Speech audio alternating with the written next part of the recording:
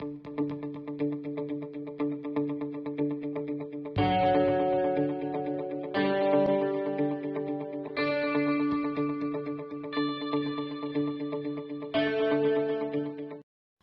children, how are you all? Welcome to EVS class. Let us study about blood circulation. Children, observe this picture. What is this? Yes, this is heart. So, what is heart? The main organ of the body which pumps blood to all parts of the body is called the heart. You know where the heart is present in your body? Yes, it is located a little to the left of the middle of our chest. The heart is present in the center of the rib cage, but its lower end. It is little bit tilted towards the left side. So, everyone says that the heart is located on the left side of our body. ರಕ್ತ ಪರಿಚಲನೆ. ಮಕ್ಕಳೇ, ಈ ಚಿತ್ರವನ್ನು ಗಮನಿಸಿ. ಇದು ಏನೆಂದು ನಿಮಗೆ ಗೊತ್ತಾ? ಹೌದು, ಇದು ಹೃದಯ. ಹಾಗಾದ್ರೆ ಹೃದಯ ಎಂದರೇನು ತಿಳಿದುಕೊಳ್ಳೋಣ. ದೇಹದ ಎಲ್ಲ ಭಾಗಗಳಿಗೆ ರಕ್ತವನ್ನು ಹರಿಸುವ ಮುಖ್ಯ ಅಂಗವೇ ಹೃದಯ. ಮಕ್ಕಳೇ, ನಿಮಗೆ ಗೊತ್ತಾ ನಮ್ಮ ದೇಹದ ಯಾವ ಭಾಗದಲ್ಲಿ ಹೃದಯವಿರುತ್ತದೆ ಎಂದು? ಹೃದಯವು ನಮ್ಮ ಎದೆಯ ಮಧ್ಯಭಾಗದಲ್ಲಿ ಸ್ವಲ್ಪ ಎಡಭಾಗದಲ್ಲಿದೆ, ಅಂದರೆ ಪಕ್ಕೆಲುಬಿನ ಮಧ್ಯದಲ್ಲಿದೆ. ಆದರೆ ಅದರ ಕೆಳತುದಿಯು ಸ್ವಲ್ಪ ಎಡಭಾಗಕ್ಕೆ ಓರೆಯಾಗಿರುತ್ತದೆ. ಆದ್ದರಿಂದ ಹೃದಯವು ನಮ್ಮ ದೇಹದ ಎಡಭಾಗದಲ್ಲಿದೆ ಎಂದು ಎಲ್ಲರೂ ಹೇಳುತ್ತಾರೆ. What is the size of our heart? One activity for you. Children, do it yourself. Fold your left hand fingers like this to make a fist. The size of your heart is almost equal to your left fist. So, everybody's heart is like the fist of their left hand. ಹಾಗಾದ್ರೆ ನಮ್ಮ ಹೃದಯದ ಗಾತ್ರ ಎಷ್ಟಿರಬಹುದು? ಮಕ್ಕಳೇ, ನಿಮಗೊಂದು ಚಟುವಟಿಕೆ ಹೇಳುತ್ತೇನೆ, ನೀವೇ ಮಾಡಿ ನೋಡಿ. ಆಗ ನಿಮಗೆ ನಿಮ್ಮ ಹೃದಯದ ಗಾತ್ರ ಎಷ್ಟು ಎಂದು ಗೊತ್ತಾಗುತ್ತದೆ. ನಿಮ್ಮ ಎಡಗೈ ಬೆರಳುಗಳನ್ನು ಈ ರೀತಿಯಾಗಿ ಮುಷ್ಟಿಗಟ್ಟಿ. ನಿಮ್ಮ ಎಡಗೈ ಮುಷ್ಟಿಯಷ್ಟೇ ನಿಮ್ಮ ಹೃದಯದ ಗಾತ್ರವಿರುತ್ತದೆ. ಪ್ರತಿಯೊಬ್ಬರ ಹೃದಯವು ಅವರ ಎಡಗೈ ಮುಷ್ಟಿಯಷ್ಟಿರುತ್ತದೆ. Children, have you seen the discharge of blood when the body is injured? How blood comes immediately after injury? Because the blood circulate in all parts of the body. The heart works by circulating blood to all parts of the body. What color is the blood produced by the body? Yes, blood is red in color. Why it is red in color? Because of the presence of hemoglobin, which contains a red colored pigment. ನಮ್ಮ ದೇಹ ಗಾಯಗೊಂಡಾಗ ಅದರಿಂದ ರಕ್ತ ಬರುವುದನ್ನು ನೀವು ನೋಡಿದಿರಲ್ವೇ? ಹೌದಲ್ವಾ? ಗಾಯಗೊಂಡ ತಕ್ಷಣವೇ ಹೇಗೆ ರಕ್ತ ಹೊರಬರುತ್ತದೆ? ಏಕೆಂದರೆ ರಕ್ತವು ನಮ್ಮ ದೇಹದ ಎಲ್ಲ ಭಾಗಗಳಲ್ಲಿಯೂ ಹರಿಯುತ್ತಿರುತ್ತದೆ. ದೇಹದ ಎಲ್ಲ ಭಾಗಗಳಿಗೂ ರಕ್ತ ಹರಿಯುವಂತೆ ಮಾಡುವುದು ನಮ್ಮ ಹೃದಯ. ನಮ್ಮ ದೇಹದಲ್ಲಿ ಉತ್ಪತ್ತಿಯಾದ ರಕ್ತವು ಯಾವ ಬಣ್ಣದಲ್ಲಿರುತ್ತದೆ? ಹೌದು, ರಕ್ತವು ಕೆಂಪು ಬಣ್ಣದಲ್ಲಿರುತ್ತದೆ. ರಕ್ತವು ಏಕೆ ಕೆಂಪು ಬಣ್ಣದಲ್ಲಿರುತ್ತೆ ಗೊತ್ತಾ? ಏಕೆಂದರೆ ರಕ್ತದಲ್ಲಿ ಹಿಮೋಗ್ಲೋಬಿನ್ ಎಂಬ ಕೆಂಪು ರಕ್ತ ಕಣಗಳಿರುತ್ತವೆ. ಆದ್ದರಿಂದ ರಕ್ತವು ಕೆಂಪಾಗಿ ಕಾಣಿಸುತ್ತದೆ. Children, have you seen lifting water from a well through pipes with the help of a pump? In the same way, heart pumps blood to all parts of the body through blood vessels. Blood vessels means tubular structure carrying blood through the tissues and organs. ಮಕ್ಕಳೇ, ಬಾವಿಯ ನೀರನ್ನು ಪಂಪಿನ ಸಹಾಯದಿಂದ ಎತ್ತರದ ಕೊಳವೆಗಳ ಮೂಲಕ ಹರಿಸುವುದನ್ನು ನೀವು ನೋಡಿದಿರಲ್ವೇ?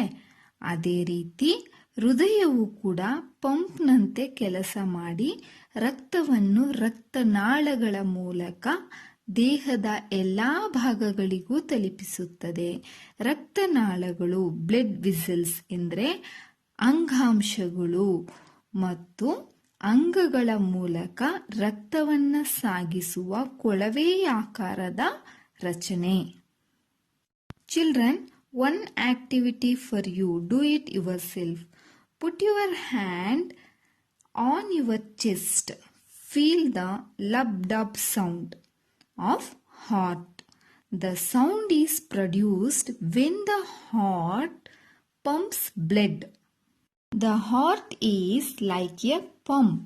It pumps the blood to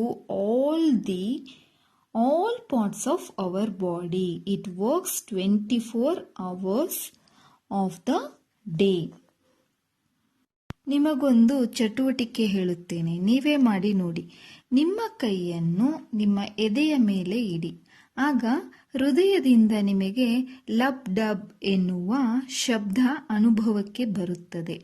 ಹೃದಯವು ರಕ್ತವನ್ನು pump ಮಾಡುವಾಗ ಈ ರೀತಿಯ ಶಬ್ದ ಕೇಳಿಸುತ್ತದೆ. ನಮ್ಮ ಹೃದಯವು ಪಂಪಿನಂತಿದೆ. ಇದು ನಮ್ಮ ದೇಹದ ಎಲ್ಲ ಭಾಗಗಳಿಗೂ ರಕ್ತವನ್ನು ಪಂಪ್ ಮಾಡುತ್ತದೆ. ಅಂದರೆ ಎಲ್ಲ ಭಾಗಗಳಿಗೂ ರಕ್ತವನ್ನು ಹರಿಯುವಂತೆ ಮಾಡುತ್ತದೆ. There are 3 types of blood vessels that carry blood around our body. The artery and the vein or the large blood vessels, and capillary or thin hair like blood vessels. The arteries carry pure blood from the heart. The veins usually carry improved blood back to the heart. The functions of blood is to carry the digested food and oxygen to all parts of our body.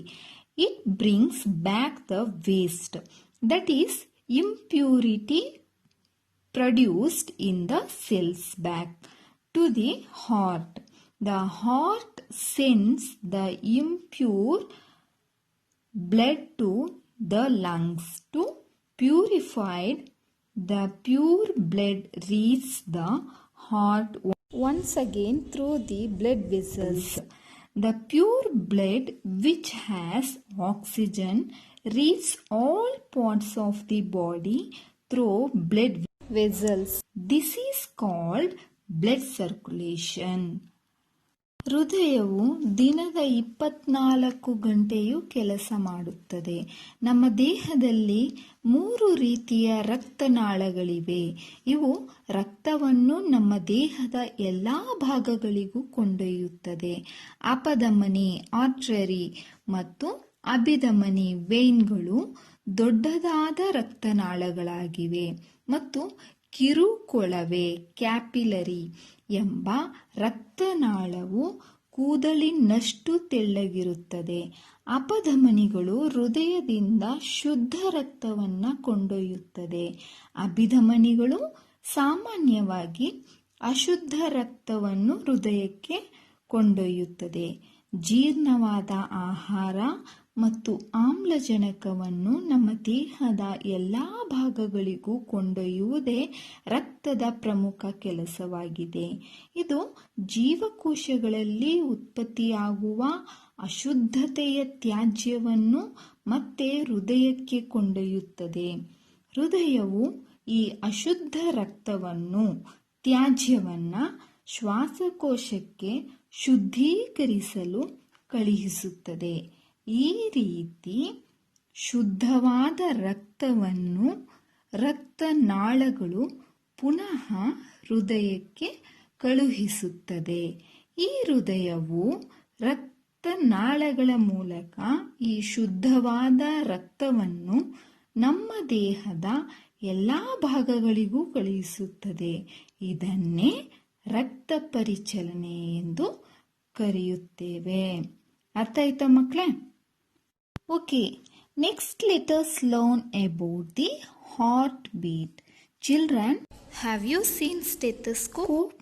You would have seen in hospital doctor keeps one end Of this stethoscope, in his ears and keeps the other end near your heart. Do you know why? stethoscope Is instrument that helps the doctors to measure our heartbeat. ಈಗ ಹೃದಯದ ಬಡಿತದ ಬಗ್ಗೆ ತಿಳಿದುಕೊಳ್ಳೋಣ. ಮಕ್ಕಳೇ, ನೀವು stethoscope ಅನ್ನ ನೋಡಿದ್ದೀರಾ? ಸಾಮಾನ್ಯವಾಗಿ stethoscope ಅನ್ನು ನೀವು ಆಸ್ಪತ್ರೆಗಳಲ್ಲಿ ನೋಡಿರ್ತೀರ, ಹೌದಲ್ವಾ? ಡಾಕ್ಟರ್ಸ್ ಸ್ಟೆಥೋಸ್ಕೋಪಿನ ಒಂದು ತುದಿಯನ್ನು ಅವರ ಕಿವಿಯಲ್ಲಿ ಮತ್ತು ಇನ್ನೊಂದು ತುದಿಯನ್ನು ನಿಮ್ಮ ಹೃದಯದ ಬಳಿ ಇಡುತ್ತಾರೆ. ಯಾಕೆ ಈ ರೀತಿ ಇಡ್ತಾರೆಂದು ನಿಮ್ಗೆ ಗೊತ್ತಾ? ಸ್ಟೆಥೋಸ್ಕೋಪ್ ನಿಮ್ಮ ಹೃದಯ ಬಡಿತವನ್ನು ಅಳೆಯಲು ವೈದ್ಯರಿಗೆ ಸಹಾಯ ಮಾಡುವ ಒಂದು ಸಾಧನವಾಗಿದೆ.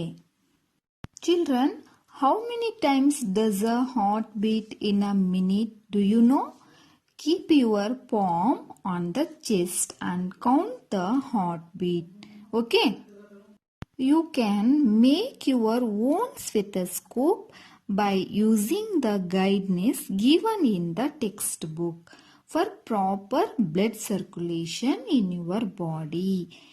Eat vegetables and fruits regularly and also do exercise daily. ಒಂದು ನಿಮಿಷದಲ್ಲಿ ನಮ್ಮ ಹೃದಯವು ಎಷ್ಟು ಬಾರಿ ಬಡಿಯುತ್ತದೆ ಎಂದು ನಿಮಗೆ ಗೊತ್ತಾ? ನಿಮ್ಮ ಕೈಯನ್ನ ನಿಮ್ಮ ಎದೆಯ ಮೇಲಿಟ್ಟು ಹೃದಯ ಬಡಿತವನ್ನ ಎಣಿಸಿ. ಓಕೆನಾ ಮಕ್ಕಳೇ? ಪಠ್ಯಪುಸ್ತಕದಲ್ಲಿ ನೀಡಲಾದ ಮಾರ್ಗಸೂಚಿಗಳನ್ನು ಬಳಸಿಕೊಂಡು ನಿಮ್ಮ ಸ್ವಂತ ಸ್ಟೆಥೋಸ್ಕೋಪ್ ಅನ್ನು ನೀವು ಮಾಡಿ ನೋಡಿ.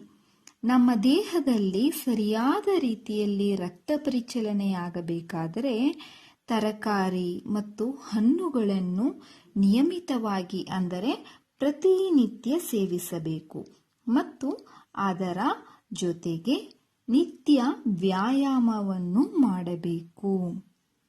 Okay children, understood? I hope understood.